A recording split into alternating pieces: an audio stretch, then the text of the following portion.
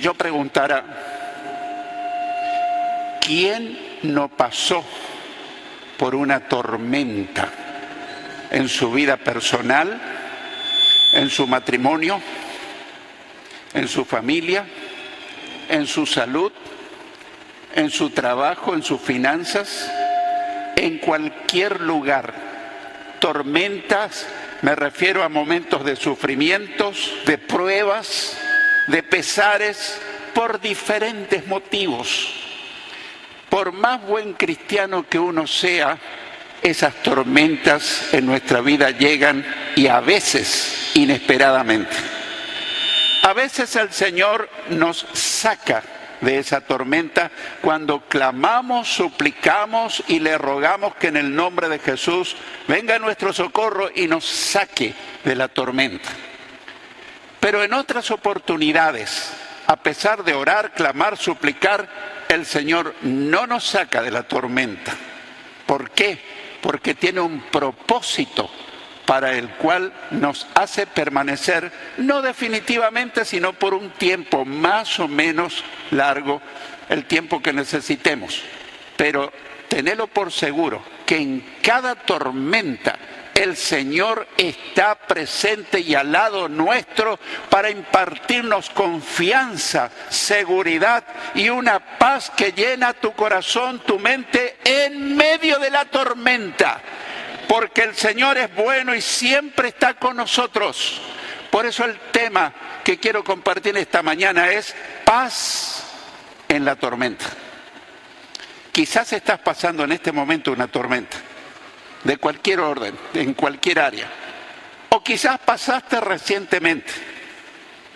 Y aunque no lo querramos, yo no lo quiero, vos tampoco, pero a lo mejor mañana o pasado un día de esto llega esa tormenta.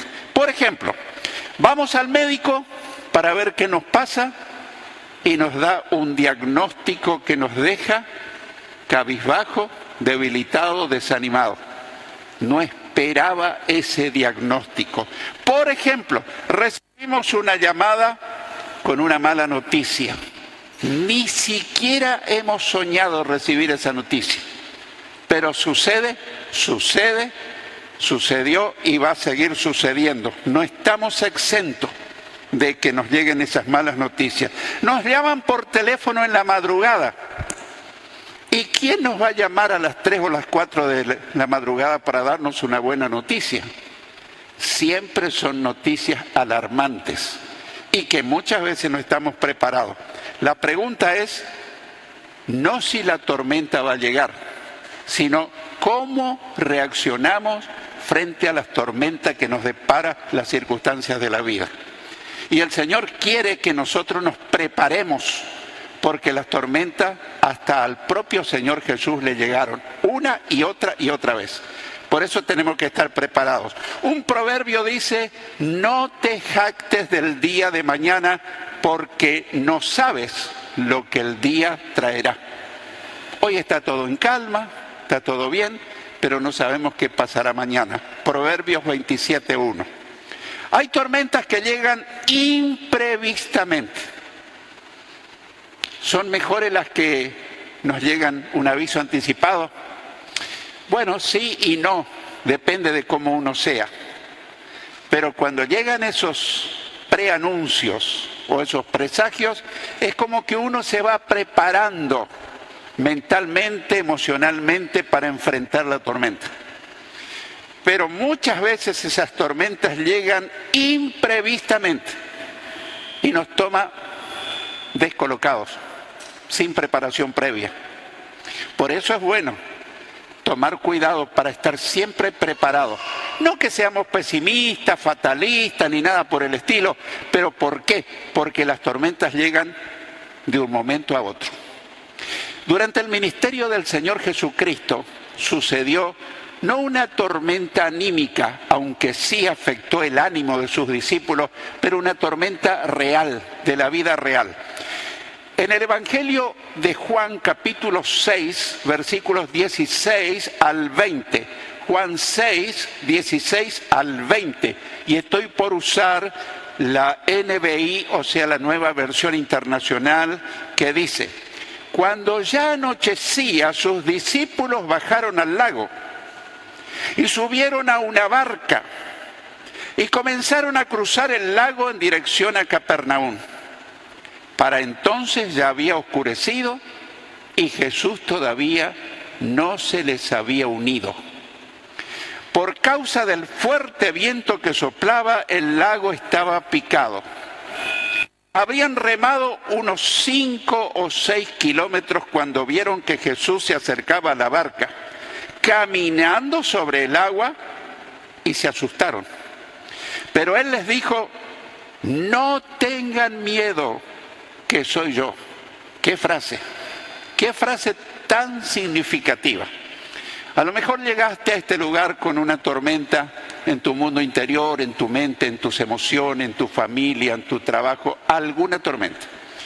Pero aparece la voz de Jesús, que fue para aquellos discípulos y hoy es para vos y hoy es para mí. No tengas miedo, que soy yo. ¿Qué significa?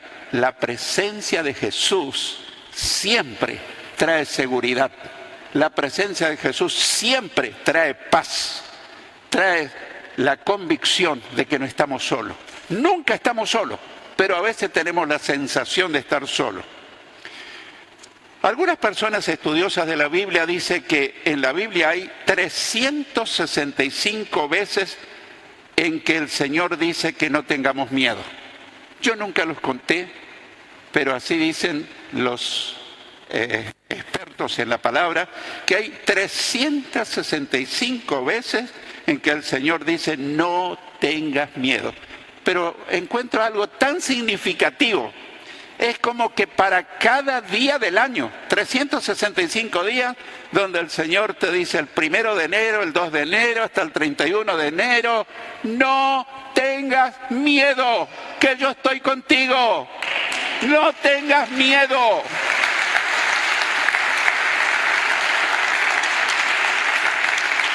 La tormenta puede rugir todo lo que quiera, pero yo soy el Señor del cielo y la tierra. Toda potestad me ha sido dado en el cielo y en la tierra, y yo puedo reprender tu tormenta y puede calmarse instantáneamente. El diablo es el ministro siniestro del miedo, pero el Señor nos dice que no tengamos miedo. El diablo quiere infundirte miedo, temor, dudas, pero el Señor quiere infundirte paz y seguridad. Ese día que sucedió este incidente, había sido un día hermoso, un día apacible, tranquilo. El Señor había hecho el milagro de la multiplicación de los panes y los peces, se había alimentado a 5,000 personas. Sus discípulos fueron testigos de ese milagro. Fue un día de victoria, un día de triunfo, un día de entusiasmo, de esperanza. Mira las cosas que hace nuestro Señor. ¡Qué tremendo! Los discípulos comenzaron a navegar en medio de un mar sereno, sin ningún disturbio, hasta que todo comenzó a cambiar y se desató una imprevista tormenta. Y habrás leído que algunas veces, en referencia al lago de Galilea, a veces dice lago de Galilea, pero a veces dice mar de Galilea. Y seguramente te habrás preguntado por qué. ¿Es un lago o es un mar? Bueno, en realidad es un lago. Nosotros tuvimos el privilegio no solo de estar ahí, sino de navegar por el lago de Galilea en una barca pequeña y poder contemplar personalmente el lugar donde Jesús caminó sobre el agua y donde el Señor se manifestó en gran manera. Ahora, es un lago de quietas aguas, pero es un lago que tiene más o menos de 10 por 20 kilómetros de extensión. Pero es un lago que está rodeado de colinas. Pero hay una parte donde no hay colinas y donde imprevistamente empieza a soplar el viento y ese lago tranquilo de agua serena se convierte en un mar de olas muy elevadas que hasta el mejor navegante se arriesga a perder su vida. Por eso es propio decir lago de Galilea. Sí, es un lago en realidad, pero su comportamiento es como un mar cuando entra una tormenta de viento. En tu vida puede haber serenidad, tranquilidad, paz, pero en el momento menos esperado comienza a soplar vientos contrarios.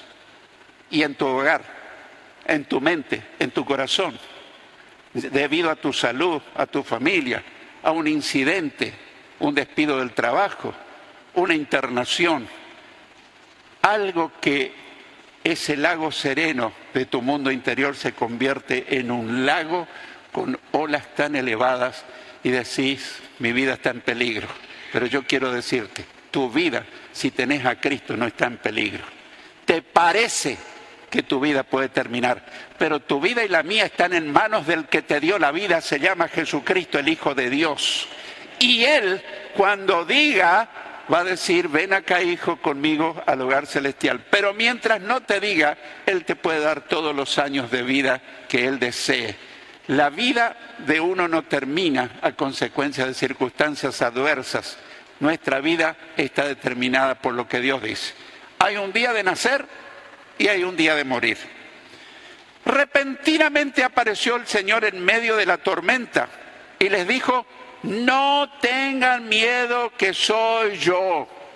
Llama la atención que cada vez que le motiva a no tener miedo, le dice, no sean tan valientes, no tengan miedo. ¿Pero por qué? Porque yo estoy con ustedes. Ahí está la razón de tu confianza y de tu serenidad. En el Evangelio de Mateo les dice, tengan ánimo, soy yo, no tengan miedo. Y ahí notamos que hay un ingrediente que se agrega. Porque cuando uno tiene miedo, uno se desanima. Van de la mano, el desánimo y el miedo. Y a veces se juntan las dos cosas. A lo mejor te ocurrió varias veces, a lo mejor llegaste con esos problemas en esta mañana.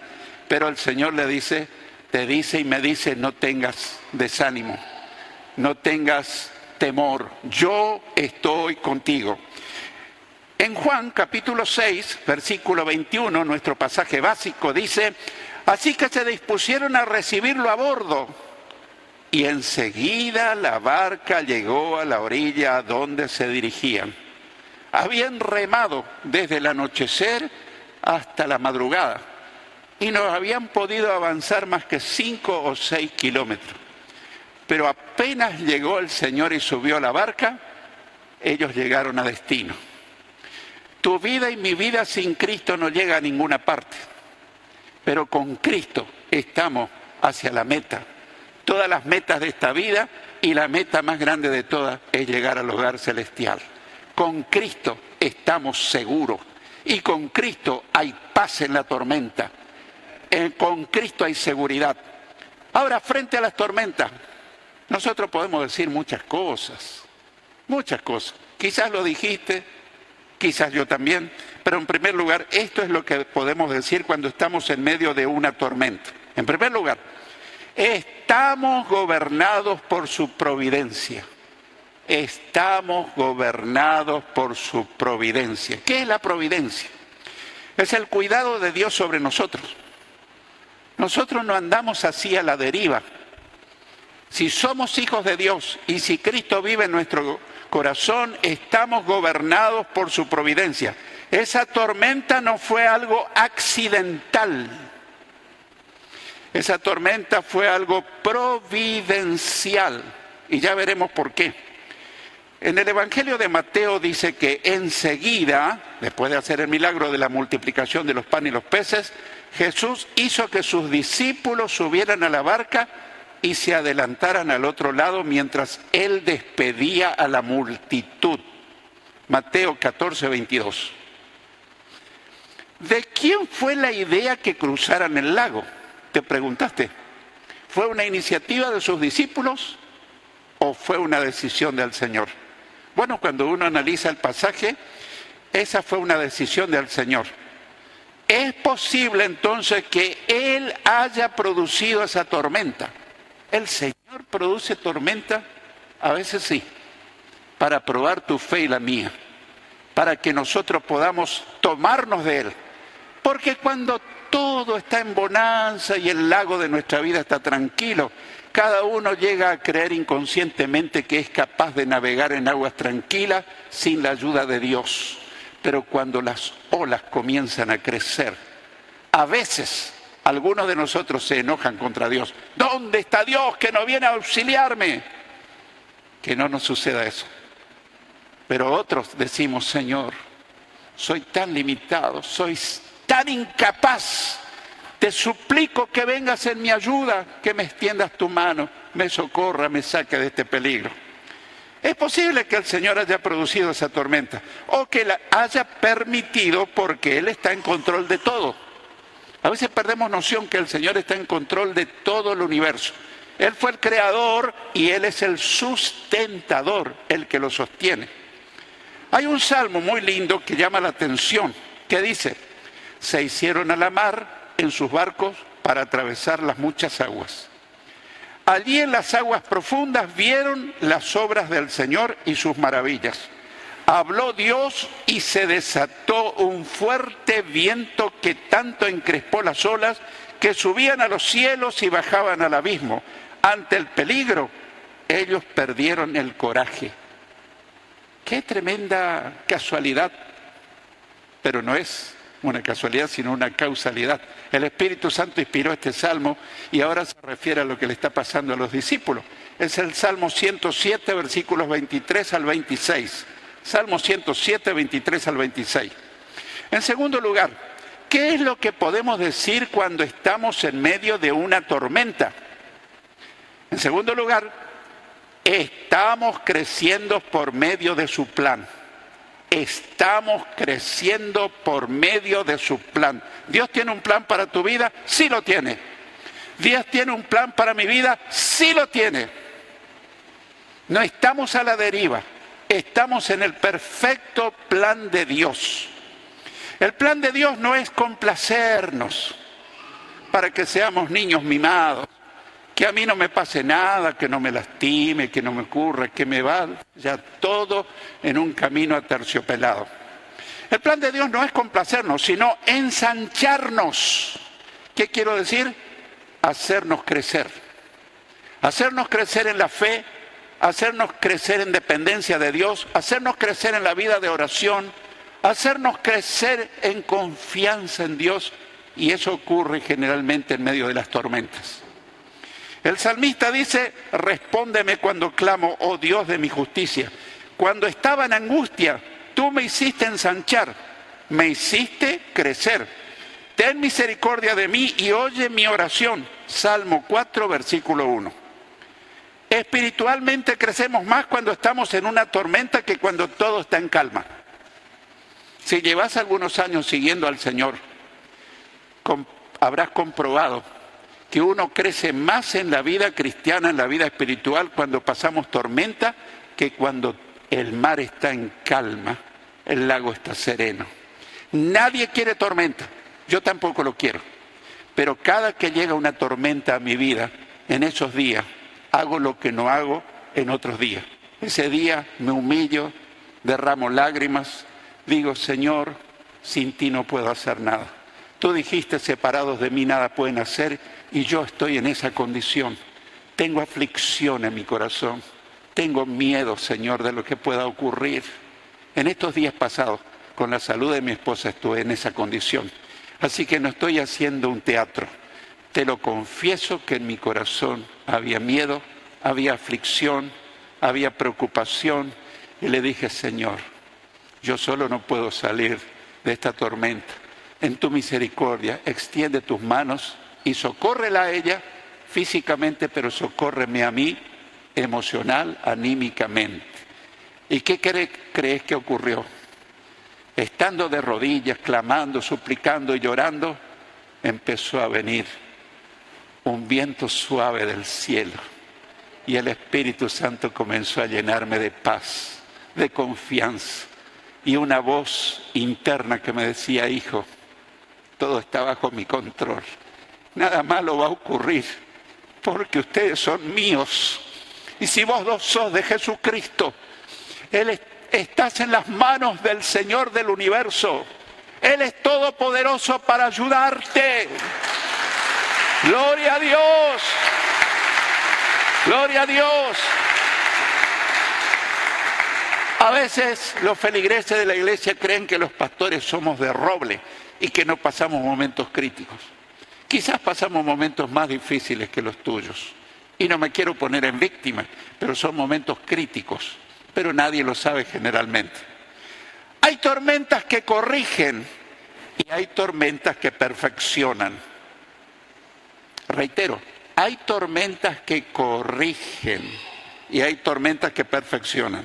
Jonás, por ejemplo, estaba dentro del gran pez porque estaba en una tormenta de corrección. ¿Qué había pasado con Jonás? Dios lo había mandado a Nínive a predicarle a esa gran ciudad, pero él tomó un barco y se fue en sentido contrario. ¿Dónde fue a parar? Dentro de un gran pez, y estaba pasando una tormenta. Pero esa no era un castigo, era una tormenta correctora para que él se dé cuenta. Desobedecí al Señor y ahora estoy pasando mal. Era para corregir su desobediencia.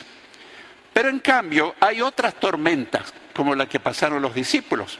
Esas tormentas esa era una tormenta que los perfeccionaba en la fe, en la dependencia de Dios, porque estaban en obediencia al Señor. Ellos habían emprendido el paso del lago de Galilea por una orden del Señor.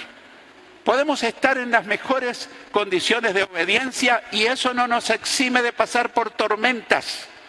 Yo le llamo a eso la escuela del dolor. Pasamos por momentos críticos, los mejores cristianos, los que deseamos hacer su voluntad, nos llegan los momentos difíciles. Pero en tercer lugar, esto es lo que podemos decir cuando estamos en medio de una tormenta. 3, estamos favorecidos por sus oraciones. Estamos favorecidos por sus oraciones. ¿Oraciones de quién? Del Señor Jesucristo. Yo recibo una gran cantidad de pedidos de oración. Y no me molestan, pero quiero decirte algo. ¿Sabes que el Señor quiere orar por vos? ¿Sabes que el Señor ora por sus discípulos? Y yo te puedo asegurar que Él es mejor intercesor que yo. Y que Él está a la diestra de Dios el Padre intercediendo por todos sus discípulos. Así que te sugiero la idea que cuando vas a pedir a un hermano, a un pastor que ore por vos, no dejes de hacerlo, pero dirigite al buen pastor y decirle: Señor Jesús, no recordaba que sos nuestro intercesor ante el Padre. Así que yo en este momento me tomo de ti y te pido que ores ante el Padre por mí. En Juan 6:17 dice: y subieron a una barca y comenzaron a cruzar el lago en dirección a Capernaum. Para entonces ya había oscurecido y Jesús todavía no se les había unido. Y surge la pregunta: ¿qué estaba haciendo Jesús? ¿Se había echado a dormir? ¿Se había olvidado de sus discípulos? ¿Él sabría lo que estaban pasando sus discípulos? El Evangelio de Mateo dice: después de despedir a la gente, subió a la montaña para orar a solas. Al anochecer estaba allí solo orando. Mateo 14:23. Después de hacer un día agitado donde alimentó a más de 5,000 personas, llegó la noche y él, en vez de ir a acostarse, se fue a la montaña a orar. Y estuvo orando prácticamente toda la noche. El Evangelio de Marcos dice: al anochecer la barca se hallaba en medio del lago y Jesús estaba en tierra solo. En la madrugada vio que los discípulos hacían grandes esfuerzos para remar, pues tenían el viento en contra. Marcos 6, 47 y 48. Y me llama la atención que dice que Jesús los vio. Ellos estaban a 5 o 6 kilómetros de distancia. Era la plena oscuridad de la madrugada. Y él estaba en la montaña orando por los discípulos. ¿Y cómo que los vio? No los vio con sus ojos naturales. Él los vio con sus ojos espirituales y vio que estaban pasando un momento crítico. Yo quiero decirte algo. Cuando estás pasando una tormenta en tu vida, Jesús ve lo que te pasa. Jesús es el que más te entiende, sabe lo que hay en tu corazón, si hay miedo, si hay dudas. Y Él ve lo que estás pasando. Quizás nadie se dé cuenta en tu entorno, pero Jesús te ve espiritualmente y está orando por vos. Jesús estaba orando por sus discípulos y veía los esfuerzos que ellos hacían. Lo mismo hace ahora con nosotros. Estamos en la lista de oración de Jesús. Quizás nunca lo pensaste. En la lista de oración de Jesús está tu nombre. Y Él sabe cuando estás pasando una tormenta y Él comienza a interceder ante el Padre. Qué linda ocurrencia la mía, ¿no? No lo creas. Eso enseña la palabra. En el libro de Hebreos leemos, por eso también puede salvar perpetuamente a los que por medio de Él se acercan a Dios, ya que vive siempre para interceder por ellos. Vive siempre para interceder por sus discípulos. Hebreos 7:25. Jesús intercede por vos.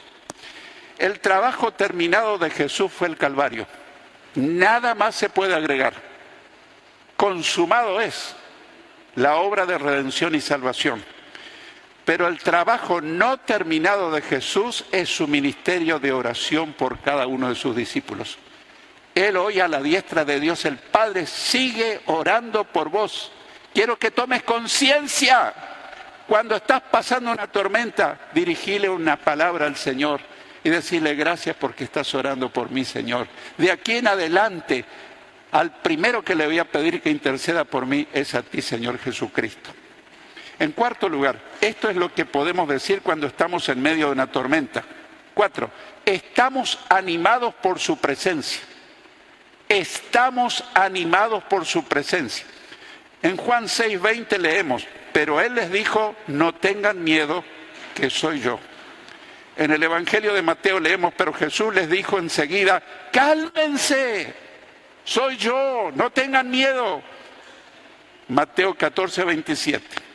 Mateo relata que Jesús llegó a sus discípulos entre las 3 y las 6 de la mañana, la hora más oscura. ¿Por qué el Señor no llegó antes? ¿Por qué esperó tanto tiempo? Para nuestra forma de ver las cosas. Parecía que Él se había olvidado de ellos. Parecía. Quizás lo pensaron. Quizás lo pensaste. Tal vez yo pensé, ¿y Dios dónde está? ¿Cómo no me saca de esta tormenta? Pero ocurrió exactamente al revés. Fueron los discípulos quienes se habían olvidado de Jesús. Estaban tan obsesionados por la tormenta que no tuvieron en cuenta que Jesús los protegía desde la montaña donde estaba orando. En el libro de Isaías leemos, por eso el Señor los espera para tenerles piedad, pero por eso se levanta para mostrarles compasión, porque el Señor es un Dios de justicia. Dichosos todos los que en Él esperan. Dichosos todos los que en Él esperan. Isaías 30:18. En quinto y último lugar, esto es lo que podemos decir cuando estamos en medio de una tormenta. En quinto lugar, estamos siendo guiados por su propósito. Nada ocurre en la vida de un buen cristiano sin el propósito de Dios. No somos juguetes del diablo ni de las circunstancias. Si estamos con Cristo en nuestro corazón y sometidos a su poder y a su voluntad, nada te ocurre sin su permiso. Él está en control de todo, estamos siendo guiados por su propósito. En Juan 6:21 dice, así que se dispusieron a recibirlo a bordo. Y enseguida la barca llegó a la orilla donde se dirigían. Antes se habían esforzado remando en medio de la tormenta y no avanzaban. Pero cuando lo recibieron al Señor en su barca, muy pronto llegaron a destino. Pastor, yo ya recibí a Jesús en mi corazón. Bueno, te felicito, pero te pregunto entre paréntesis, ¿está en el timón de tu barca el Señor? A veces puede ocurrir que yo tomo el timón y quiero dirigir mi vida. O me dejo dirigir por otros. El único que tiene derecho y autoridad para dirigir mi vida y la tuya se llama Jesucristo, el Hijo de Dios. Él es el Señor Dios Todopoderoso, Creador del vasto universo, quien lo sostiene y quien te dice: yo soy el camino, la verdad y la vida, y nadie va al Padre sino por mí. Con Cristo estamos en camino seguro.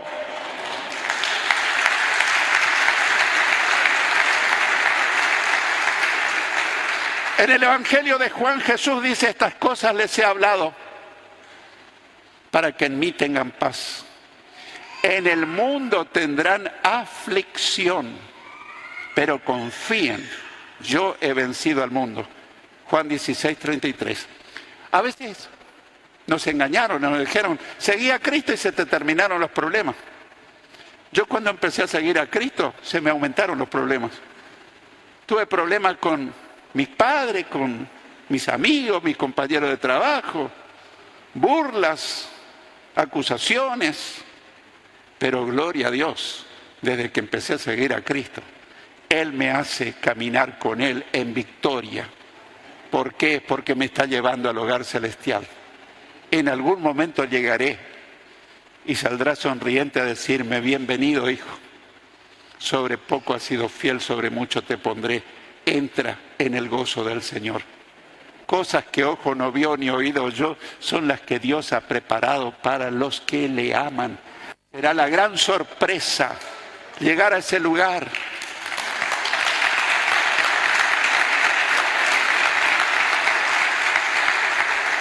Y a ese Cristo que lo conociste por fe, lo vas a ver cara a cara. Y vas a voltear tu cabeza hacia un lado. Y vas a ver a tu hija, si ya está con el Señor. Y vas a ver a tu papá, si ya se fue con el Señor. Y vas a ver a la abuelita, si fue creyente. Va a ser el día más glorioso. La muerte no es lo peor, es un paso al hogar celestial, porque pasamos a la eternidad. Jesús estuvo orando en el monte y después caminó sobre el agua. Ahora Jesús está orando por nosotros en el cielo. Después volverá a buscarnos caminando sobre las nubes en el arrebatamiento. La gran pregunta es: ¿lo estamos esperando? ¿Lo estamos esperando o estamos distraídos? Yo quiero concluir diciéndote: si nunca invitaste a Jesús a vivir en tu corazón como tu Salvador y Señor, esta mañana es tu oportunidad. Pero si ya un día lo invitaste, pero estás absorbido de miedo, de temores, por las tormentas que te acosan, hoy es tu oportunidad de entregarle tu carga y decirle: Jesús, quiero que tomes el control de mi vida. Yo quiero caminar en tus brazos. Yo quiero depender de ti en medio de las tormentas, y yo te puedo asegurar que tendrás paz en la tormenta.